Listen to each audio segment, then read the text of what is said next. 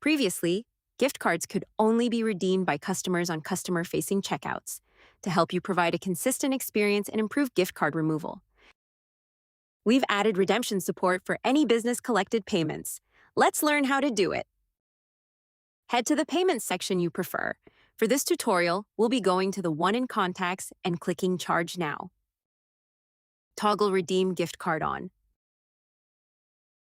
Enter the gift card code, then click Apply. Click Confirm and Charge.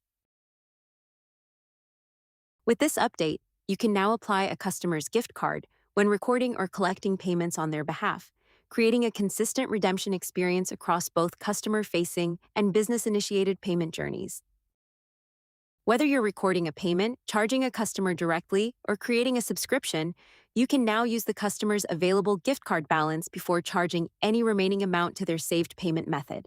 We hope you enjoy it.